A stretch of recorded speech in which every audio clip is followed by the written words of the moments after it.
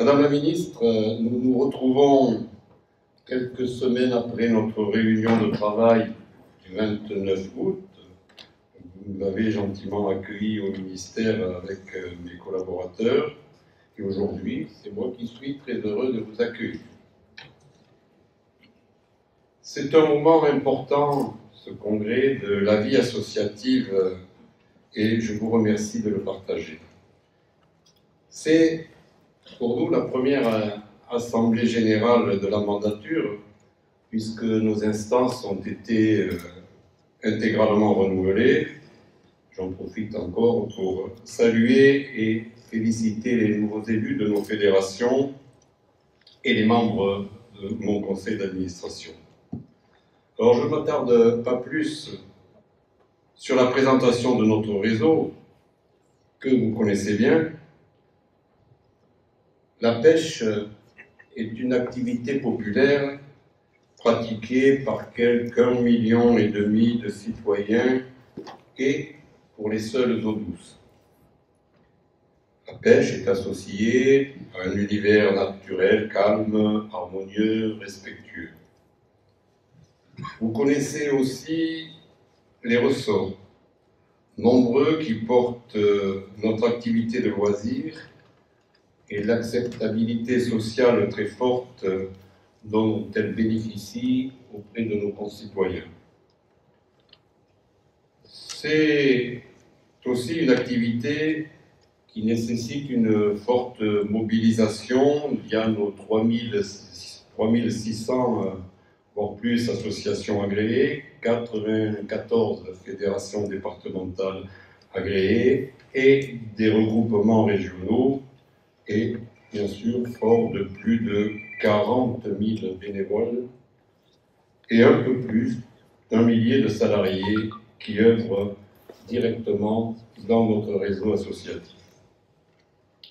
Notre fédération siège en de nombreuses instances de votre ministère, le ministère de l'écologie, notamment au CNTE, Conseil national de la transition écologique, du Comité national de la biodiversité, au Comité national de l'eau et bien entendu à l'Office français de la biodiversité.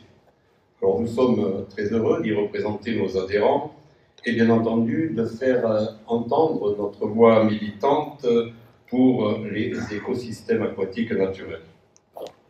Nous sommes, et nous le revendiquons, de précieux partenaires de la direction de l'eau et de la biodiversité, et avec laquelle nous travaillons en harmonie sur la plupart des dossiers.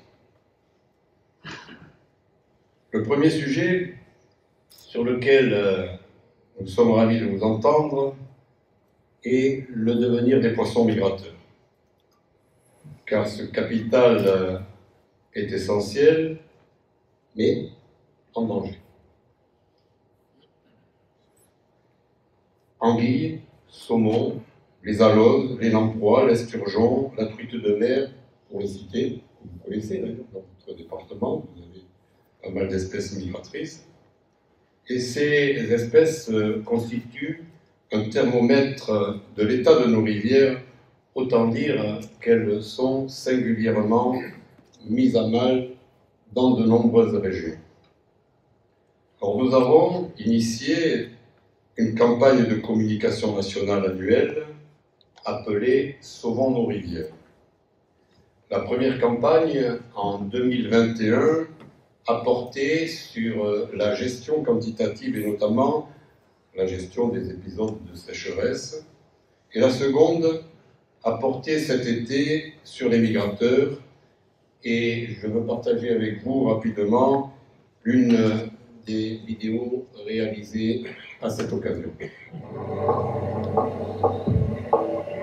Alors cet ouvrage n'est pas franchissable pour les petites anguillettes qui viennent de la mer et les anguilles, le peu d'anguilles qui restent, donc de géniteurs qui devraient repartir à la mer pour se reproduire, passent obligatoirement par les turbines. Quand les anguilles passent dans la turbine là-bas, elles finissent en tronçon de 15-20 cm, ça se voit pas, quoi.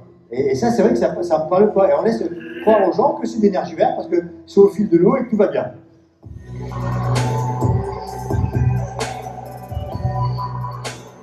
ce sont des populations entières qui disparaissent. On ne nous entend pas, on ne veut pas nous écouter parce que derrière, il y a des intérêts particuliers, des intérêts financiers, il faut aussi le dire. La biodiversité, on est prêt à la sacrifier sur l'autel du bénéfice économique.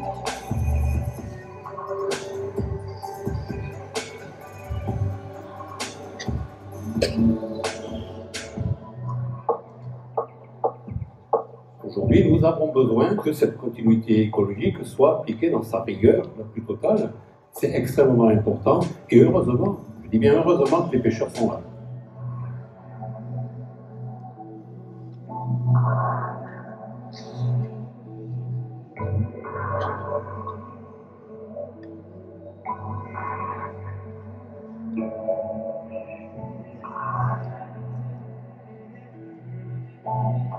Le braconnage sur la civelle a toujours existé. Il y a une demande très forte, et cette demande très forte, notamment à l'international, fait que le braconnage s'est renforcé, s'est même, professionnalisé, et quelquefois, hélas, aussi, on trouve des professionnels impliqués dans ces filières.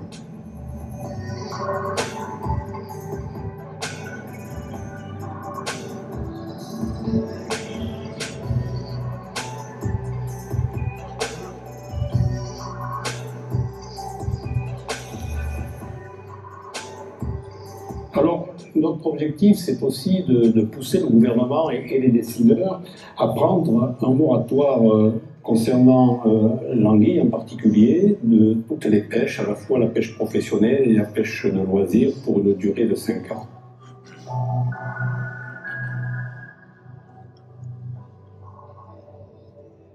Bien, merci à la régie pour avoir présenté cette vidéo qui caractérise bien notre travail, notre action, qui fait ressortir le sujet de notre militantisme, de nos combats, les montrer et les révéler, car bien souvent les non-spécialistes ne savent même pas à quoi ressemble tel ou tel poisson. Alors, certaines de nos attentes sont spécifiques aux migrateurs, mais globalement, leur État milite pour une politique volontariste de l'État sur de nombreux sujets, comme la continuité écologique, les moyens affectés à la police de l'eau et à sa surveillance. L'enjeu est connu aujourd'hui, 8 espèces en difficulté sur 9. Mais récemment encore, dans le cadre du rétablissement de la continuité écologique sur la Sélune, dans la Manche, oui, nous avons vu un saumon remonter au pied des barrages de la Roche-qui-Boit et de Vezin, qui, grâce à une action de l'État, et conjuguée aussi avec la nôtre, qui viennent d'être très récemment arasés. Quelle victoire sur un dossier sur lequel notre réseau s'est impliqué fortement depuis des années. Quand l'État se mobilise, Madame la Ministre, avec le soutien de la société civile et qu'il met les moyens, la nature reprend naturellement ses droits et les résultats sont là.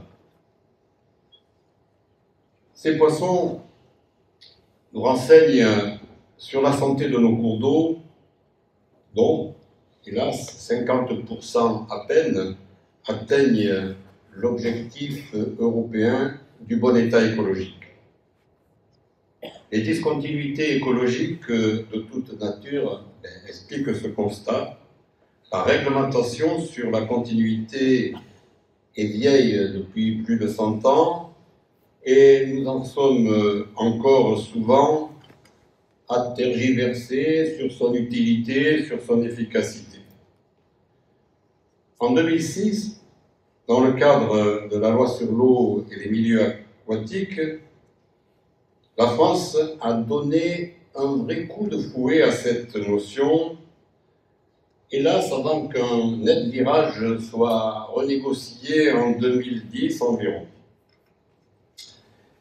Depuis lors, cette notion, pourtant indispensable a été largement revu à la baisse et les parlementaires, Madame la Ministre, et vous en étiez, vous en êtes, n'ont eu de cesse que détricoter la loi, et on l'a vu, pardonnez-moi, le gouvernement s'est incliné. Au point que le législateur a purement et simplement exclu certains ouvrages, les moulins, pour ne pas les citer, de devoir respecter la continuité écologique. Tous les ouvrages doivent la respecter, sauf les moulins, qui ne peuvent plus, même plus être rasés pour quelque motif que ce soit. Cette entorse n'est pas acceptable. D'ailleurs, le Conseil d'État vient solennellement de dire que ces dispositions contreviennent à nos engagements européens et les a déclarés inapplicables. Alors, nous attendons avec impatience que l'administration écarte ces dispositions et fasse revenir, y compris les moulins, dans le droit commun, j'allais dire dans le droit chemin, qu'ils n'auraient jamais dû quitter. Nous sentons également que les parlementaires ont pris conscience d'être allés trop loin dans le mauvais traitement réservé à notre biodiversité pour protéger un patrimoine architectural prétendument en danger. Le projet de loi sur les énergies renouvelables, qui sera très prochainement en discussion, ne doit pas être, et nous comptons sur vous, Madame la Ministre, l'occasion de sacrifier davantage nos cours d'eau. Le Comité national de la transition écologique, instance solennelle qui est rattachée à votre ministère, a pris le soin de préciser que le potentiel de développement de cette énergie était relativement limité. Nos fédérations ont été sensibilisées à ce risque et, croyez bien, nous entendons bien nous faire entendre. Sur cette thématique des migrateurs et de la continuité écologique, nous attendons de votre part, de notre ministère de la Transition écologique, qu'il se surpasse, qu'il incarne ces combats avec détermination et constance. Sur les aspects quantitatifs, je veux surtout revenir sur la sécheresse que nous traversons. C'est juste un désastre. Le désastre pour nos cours d'eau, nos communes, notre biodiversité, mais c'était un désastre annoncé. Pouvait-on imaginer manquer d'eau potable? Pouvait-on imaginer que les présentateurs météo annoncent fièrement l'arrivée de quelques gouttes d'eau, comme si on annonçait l'arrivée d'un sésame? Jamais nous n'avions vu une pareille situation généralisée, durable et intense pour nos poissons, nos milieux et nos territoires. Pourtant, le comité d'action de la sécheresse et de l'hydrologie du Comité national de l'eau a été alerté tôt et fort. J'en profite d'ailleurs pour saluer l'excellent travail de cette instance qui fonctionne très bien sous la houlette de la direction de l'eau. Je salue Olivier Thibault et produit une connaissance solide et appréciée. Et là aussi, je salue le président Jean Bonnet qui ne peut être des nôtres et je lui adresse mes amitiés. Mais a-t-on réellement pris la mesure de cette sécheresse? Je n'en suis pas certain. Sur la base d'un questionnaire envoyé courant août à nos fédérations, le premier vice-président, Jean-Paul Doron, ici présent, nous exposera tout à l'heure les principaux points de constat à ce jour, même si l'enquête n'est pas terminée. À l'occasion de notre rencontre, j'avais soulevé, Madame la Ministre, plusieurs aspects qui nous paraissent importants et qui soulèvent également notre indignation. Les préfets doivent véritablement anticiper ces épisodes en mobilisant la cellule sécheresse le plus tôt possible et en prenant le plus en amont possible des mesures qui ne doivent pas exclusivement être des mesures de communication. Quand on prédit une sécheresse historique, de simples spots télévisés ne peuvent suffire en guise de mesures de gestion. Par ailleurs, certaines pratiques ne sont plus permises et choquent. Je pense à certains arrosages domestiques ou professionnels ou à des arrosages agricoles en pleine journée. Nous avons vécu des températures élevées tout au long de l'été qui ne sont pas compatibles avec des batteries d'arrosage sous 40 degrés. Nous avons vu et lu dans plusieurs départements que malgré les arrêtés de crise renforcés, des activités d'arrosage étaient revendiquées en toute illégalité, et cela, ce n'est pas tolérable dans un état de droit. Intolérable également ces dérogations individuelles malgré des situations de stress hydrique prononcées. Je veux dire à nos fédérations que sur ces points à proprement parler, le recours au tribunal administratif ne doit pas être une option, mais une solution. D'ailleurs, dans mon propre département, et je l'ai dit hier, nous avons pris une résolution disant que toute dérogation individuelle ferait l'objet d'un recours. La place du préfet dans cette question est absolument cruciale et nous devons collectivement chercher à renforcer ses prérogatives, mais il faut aussi les outiller pour qu'ils puissent prendre leurs responsabilités.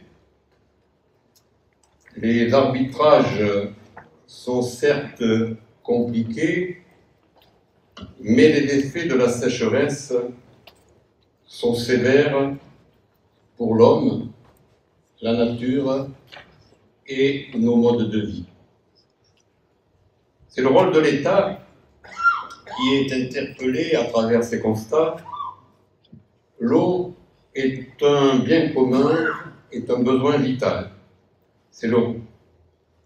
Le ministère que vous représentez doit impérativement aller plus loin dans la gestion de cette sécheresse, car ces épisodes participent de notre vie quotidienne dans plusieurs départements.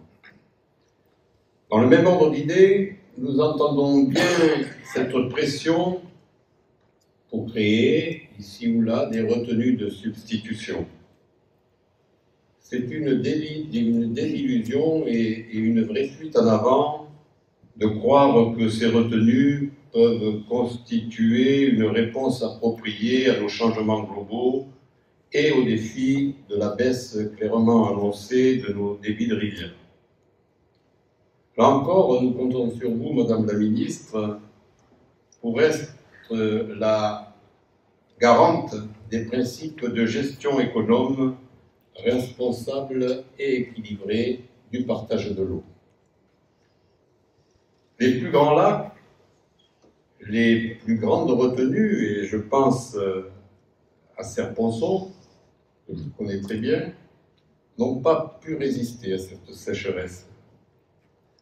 Et, à titre d'exemple, l'Espagne, d'ailleurs, se mord les doigts d'avoir pensé un temps que les retenues pouvaient constituer une solution. Sur cette question, comme sur la précédente, c'est la place de l'État qui est encore interpellée dans sa capacité à connaître, à anticiper et à décider. Et c'est aussi son rôle de concevoir un rapport nouveau à l'eau, de le diffuser et de le défendre. Je profite également de ce congrès pour un de nos combats anciens, le principe de l'eau paie l'eau. La stratégie nationale pour la biodiversité a fait l'objet d'intenses échanges et nous attendons une redynamisation de notre politique de l'eau. En l'état, les finances de la politique de l'eau alimentent fortement la politique de la biodiversité, notamment par l'intermédiaire des agences de l'eau. Or, il est vraiment temps de poser des principes clairs de financement de la biodiversité et ainsi d'éviter de siphonner les finances de l'eau par des subterfuges comme le plafond mordant, les prélèvements exceptionnels ou des extensions de missions déguisant un transfert de flux financiers. Je vous le précise au passage, Madame la Ministre, que tout pêcheur associatif adhérent de notre réseau s'acquitte d'une redevance aux agences de l'eau dont le montant est fixé à 8,80 € pour les cartes annuelles. Je signale qu'il existe même également une redevance pour les cartes journalières et hebdomadaires et vous dire tout simplement que c'est la seule activité de loisir à être redevable de cette redevance. Alors, à l'occasion de cette réflexion globale sur le financement de la biodiversité et sur les redevances agences,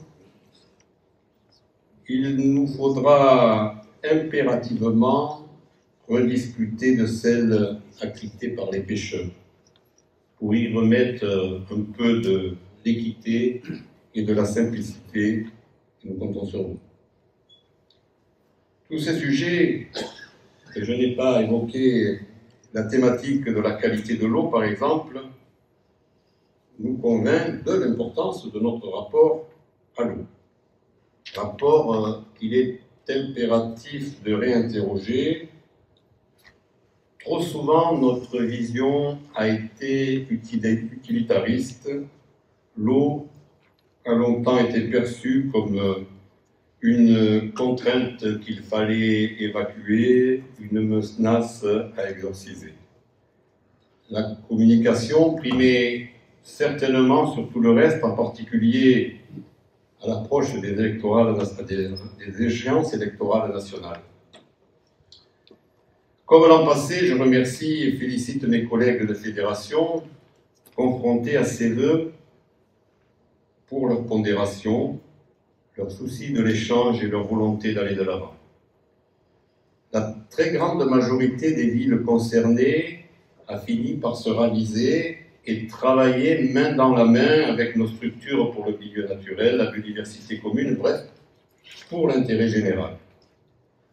Nous redisons que la pêche au vif est une activité légale et très minutieusement réglementée. La très grande majorité des collectivités sont des partenaires et des défenseurs de notre activité, car elles connaissent l'utilité sociale de nos missions et le caractère populaire de notre activité. À ce titre, nous défendons toute pêche que la loi permet et nous le ferons avec conviction et détermination. Nous comptons bien entendu sur votre ministère et sur votre soutien. Enfin, je veux maintenant aborder un dossier ancien, complexe il est vrai, mais qui met notre réseau associatif en tension, je dirais plus en colère. Elle s'est exprimée hier. Je veux parler du cormoran. Cet oiseau fait l'objet d'une procédure de régulation. Jusque-là, tous les 3 ans, le ministère définissait un quota de tir département par département, non seulement pour les piscicultures, mais également pour les olives. des décisions de justice sont intervenues ces dernières années pour dire en quelque sorte que les arrêtés de tir n'étaient pas suffisamment motivés. Au cours du groupe national, nous n'avons pas, hélas, réussi à convaincre de l'impérieux besoin de tirer cet animal très présent sur nos territoires, et tout cela au détriment de la biodiversité aquatique commune. Alors nous avons abordé ce dossier hier en Assemblée Générale, et nos mandants souhaitent que nous entreprenions toute mesure possible pour faire avancer ce dossier dans le sens d'une meilleure protection de notre patrimoine piscicole.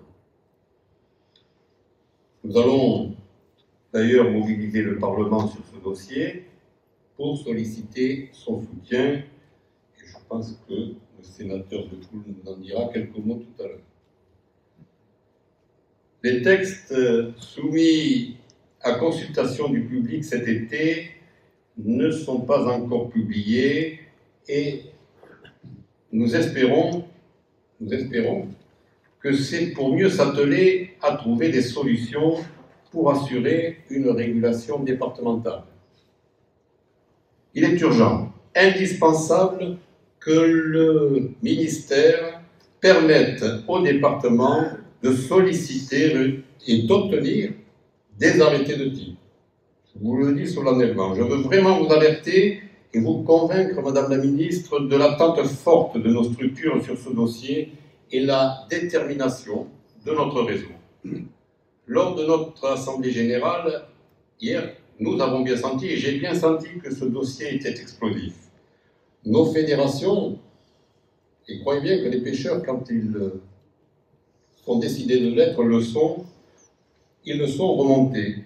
Ils sont excédés au point même, et je le dis, je vais dire droit dans les yeux, Madame la Ministre, d'envisager des solutions les plus radicales.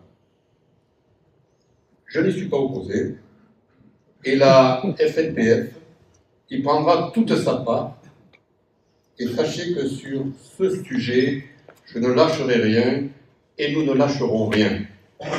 Nous ne pouvons plus accepter d'être impassifs devant ce massacre délibéré d'espèces piscicoles. Ce revirement, c'est là de notre ministère, madame, soudain subit, contrarie fortement la dynamique de notre réseau, alors que la biodiversité a besoin de toutes les forces vives qui travaillent pour elle, et les pêcheurs sont toujours, quand vous le demandez, présents au rendez-vous. Rendez-vous par rapport à cette problématique du cormoran. Voilà, Madame la Ministre, les propos que je souhaitais.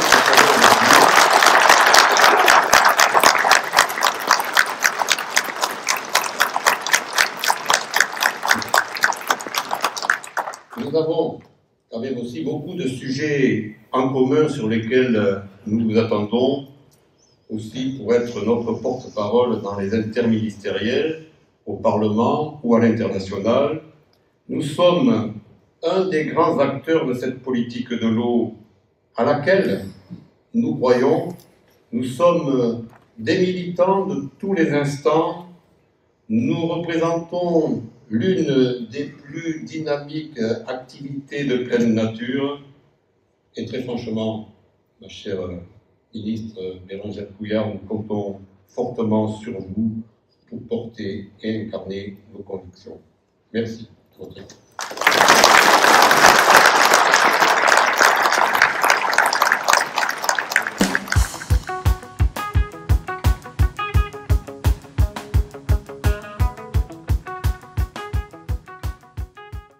Le président de la Fédération nationale, messieurs les présidents des fédérations départementales, monsieur le sénateur, mesdames et messieurs les élus parlementaires et en grade et qualité, mesdames et messieurs, c'est vraiment un plaisir pour moi de participer pour la première fois à votre congrès annuel, et je sais que c'est un temps fort pour votre fédération et votre présence nombreuse le montre ce matin.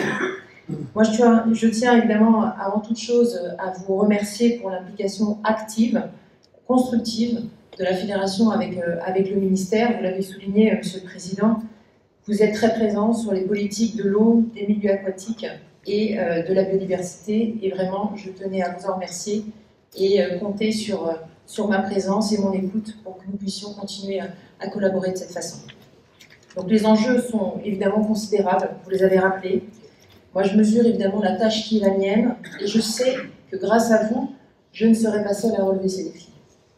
J'ai eu l'opportunité en amont donc de recevoir au ministère une délégation de votre fédération. Nous avons eu l'occasion, Monsieur le Président, d'échanger sur un certain nombre de dossiers que vous venez d'évoquer. Les 1 500 000 pêcheurs que vous représentez sont aux premières loges pour constater les dégâts causés par le dérèglement climatique, mais aussi les impacts d'activités humaines. Pour moi, pour le ministère, vous êtes des sentinelles des milieux aquatiques.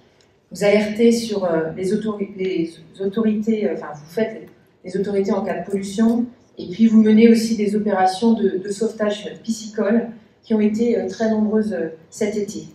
Et votre vigilance est vraiment un appui précieux pour la police de l'eau. Je tiens à saluer évidemment l'investissement associatif de vos 40 000 bénévoles et élus associatifs également, qui consacrent une part importante de leur temps personnel. Et votre mobilisation constitue une contribution indéniable. Vous formez un réseau impliqué au contact des élus et des autres acteurs, et vous jouez aussi un rôle essentiel pour la transition écologique, mais aussi pour renforcer la cohésion de nos territoires. La pêche n'est pas une activité solitaire, c'est une activité qui porte des responsabilités d'intérêt général. En complément de la protection et de la gestion durable du milieu aquatique, vous portez également des missions d'éducation à l'environnement. Sachez que je suis particulièrement attachée à l'appropriation de la transition écologique par tous les acteurs. Je tiens donc à saluer vos efforts pour sensibiliser nos concitoyens, jeunes et moins jeunes, à la fragilité et à la beauté des écosystèmes aquatiques. Alors, Monsieur le Président, vous l'avez évoqué, vous avez parlé de la sécheresse. Et c'est vrai que la sécheresse de cet été a particulièrement marqué les esprits. Par son intensité, tout d'abord, mais également par sa durée et aussi son ampleur géographique. Pour certains territoires, cette situation était totalement inédite. Tous les usagers d'ailleurs de l'eau ont été affectés. Les tensions sur le partage de la ressource ont été particulièrement significatives. Mais c'est peut-être les écosystèmes naturels, et notamment le milieu aquatique, qui en a le plus pâti. Moi, j'ai annoncé il y a quelques jours un retour d'expérience pour tirer tous les enseignements de cet épisode, et sachez que je serai particulièrement attentive aux conclusions concernant les impacts de la sécheresse sur la biodiversité. Et je sais que la FNPF ne manquera pas d'y contribuer pleinement. Je suis certaine que vous serez à mes côtés et je compte bien sur vous pour m'accompagner. Donc au-delà de la gestion de crise, cet épisode de sécheresse nous rappelle les enjeux à engager pour faire évoluer la gestion structurelle de l'eau. La sobriété des usages de l'eau sera un axe fort de mon action. C'est la pierre angulaire pour assurer une adéquation pérenne entre besoin et disponibilité de la ressource en eau. Les assises de l'eau ont fixé un cap. Nous nous sommes engagés à réduire les prélèvements de 10% en 5 ans et 25% en 15 ans. Et c'est ambitieux. C'est la trajectoire que je souhaite mettre en œuvre et je souhaite la décliner territorialement avec les différentes catégories d'usagers. La Première ministre a annoncé que l'eau ferait partie des premiers sujets traités dans le cadre de la planification écologique. Cet engagement permettra une mobilisation interministérielle, dimension incontournable pour que les engagements se concrétisent pour les politiques sectorielles. Il ne s'agit pas seulement de poser des cadres politiques, mais aussi de s'assurer du respect des règles.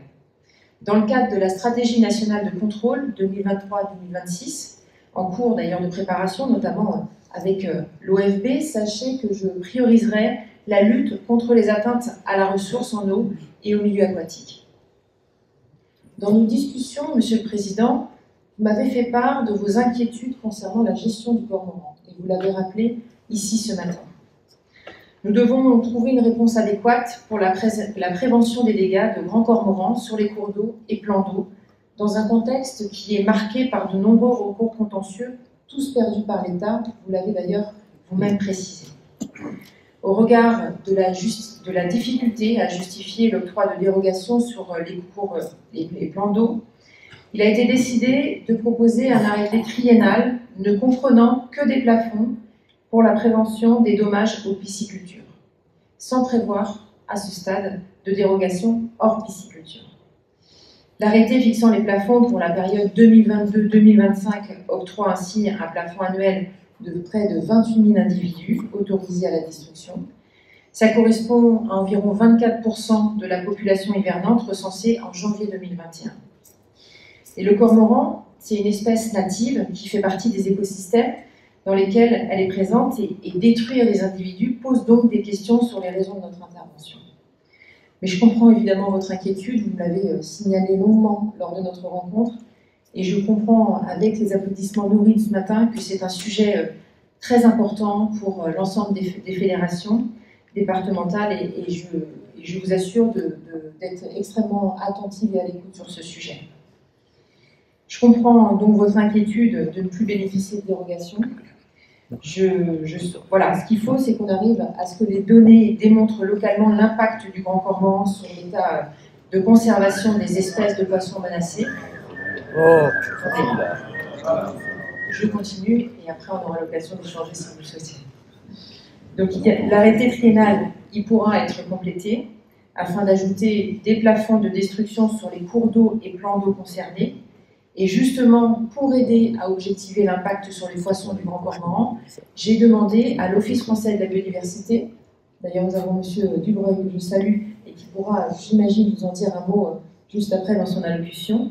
Donc on a prévu d'étudier et de comparer les données issues des recensements de l'espèce avec celles provenant des stations de pêche électriques réparties sur le territoire. Et si cela s'avère pertinent, des études de moyen long terme pourront également être réalisées pour tenter de caractériser l'impact direct du grand cormoran. Vous comprenez bien que lorsque l'État est débouté des demandes qu'il fait, il faut que nous arrivions justement à nourrir ces demandes. Et donc c'est pour ça que nous allons travailler très consciencieusement avec l'OFB, avec votre aide également, pour qu'on arrive justement à prouver que ça ait un réel impact, même si vous le voyez, il faut qu'on arrive justement à pouvoir le prouver. Donc la sortie de l'arrêté n'est pas l'épilogue à ce sujet. Et nous continuerons à travailler dans la transparence des données, des enjeux et dans un esprit de concertation. Alors nous avons de nombreux sujets de travail à venir pour protéger les espèces piscicoles.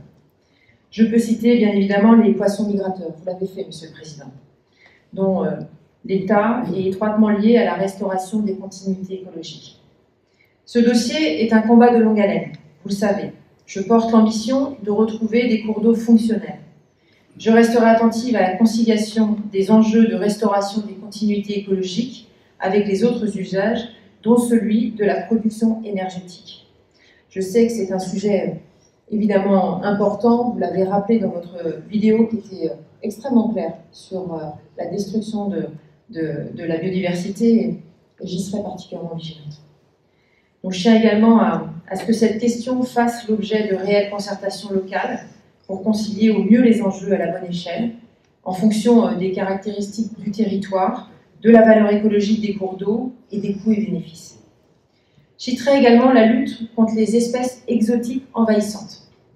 À ce sujet, nous avons lancé un appel à projet pour des opérations coup de poing, et j'invite d'ailleurs vos fédérations à relayer ces appels à projets et y participer activement. La pêche, c'est un art de vivre connecté à la nature et au grand cycle de l'eau. Et c'est un atout pour la préservation de notre patrimoine naturel, tant exposé aux impacts des activités humaines et du changement climatique.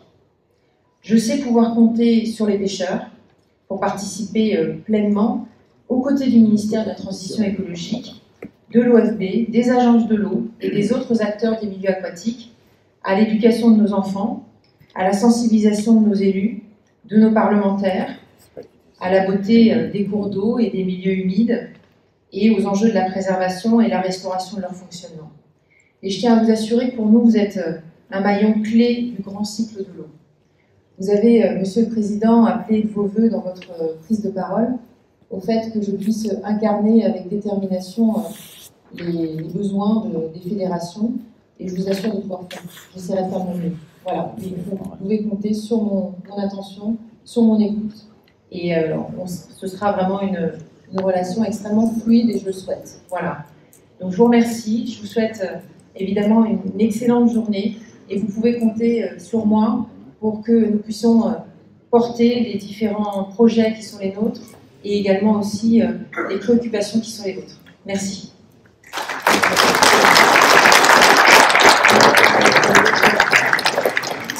Merci, Madame la Ministre. Je vous remercie pour tous vos propos. Je vais dire votre gentillesse. Vous ne nous avez pas rassuré sur le cormoran, Vincent Fou. Mais je ne sais pas. Vous nous avez entendu, vous nous avez écouté, mais vous nous avez dit qu'il fallait. Écoutez, ça fait longtemps que ça dure, cette histoire-là, et je crois qu'il faut vraiment qu'on puisse trouver une solution, mais je le dis d'une manière très solennelle et très forte, une solution, quelle qu'elle soit. Tout à l'heure, Pierre Dubreuil nous parlera des actions que l'OFB compte faire au travers de sa police de l'eau. Je n'ai pas parlé, mais bon, connaissant les effectifs de l'Office français de la biodiversité et des services départementaux, hélas, je ne suis pas persuadé que ça puisse résoudre tous les problèmes.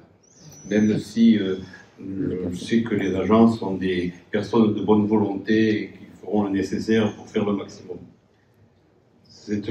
Mais de l'autre côté, ne privilégiez pas une certaine catégorie d'associations environnementales qui pensent défendre une cause qui n'est pas la bonne. Et on va se retrouver, Madame la Ministre, devant la situation du Cormoran à des cas de désobéissance civile ici. Je vous le dis. Il y en a, et sans les cautionner, je ne bougerai pas là-dessus. Et on est prêt à aller très loin parce que c'est un sujet, je ne suis pas persuadé que vous le mesurez. Je ne suis pas persuadé que vous le mesurez à tel point nos fédérations, et bon, les pêcheurs sont des gens qui sont réfléchis, posés, mais qui vont et qui pourront être déterminés le cas échéant. C'est un vrai sujet, et donc, très franchement, je compte sur vous, mais pour qu'on puisse vraiment travailler, qu'on arrive à une solution. Sinon, l'année prochaine, ça va être difficile. L'année va être très difficile. Bon. Voilà, Madame la Ministre, ce que je tenais à vous dire. Bravo.